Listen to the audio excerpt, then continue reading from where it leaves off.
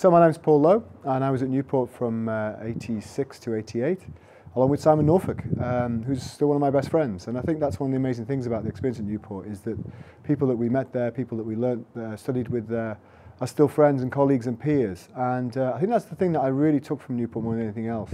The sense that the people we were with, fellow students, but the staff and the visiting tutors, treated us all the same. We were all professionals, we were all aspiring professionals wanting to become part of this amazing world of photography and have this kind of gateway into all these extraordinary experiences that many of us have had since leaving the course.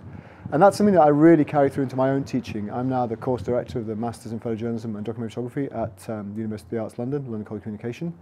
where I took over from Patrick Sutherland, who's also an alumni of the course and of course taught me when I was a student.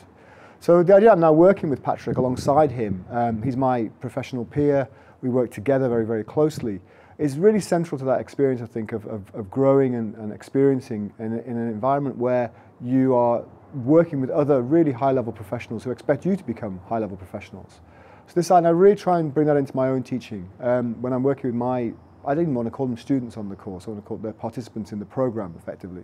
You know, many of them are or will go on to be really, really good photographers who are working at the highest possible levels, you know. And the alumni from Newport and from our course, which in many ways is the sort of the bastard offspring, as it were, it's a phenomenal family tree of documentary photography and photojournalism in the UK and indeed internationally. And that's an amazing network to have grown over the years, all from that very simple idea of David's back in the 1970s to create this really unique experience. So I think if you trace all that out across all these incredible, you know, photographers and connections between photographers and people working with photography, it's a really amazing network of peers that many of us bump into each other, we keep in touch with each other. You know, Paul Rees, you know, was a great friend then, is a great friend now. And I think that sense of an extended community, what you could call a community of practice or community of practitioners, is really, really absolutely central to the whole experience. And I think equally David's methodology, you know, the classic, you know, 5-picture story, breaking it down into these constituent parts, is still, you know, one of the best ways, if not the best way, of really, especially the early part of somebody's development,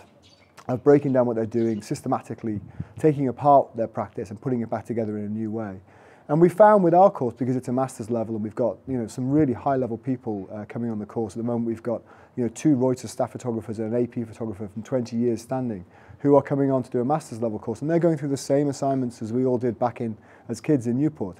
And what's fascinating to see it work with really experienced practitioners is it still has a really, really valuable role and function. Because it's almost like a kind of scientific experiment that takes something,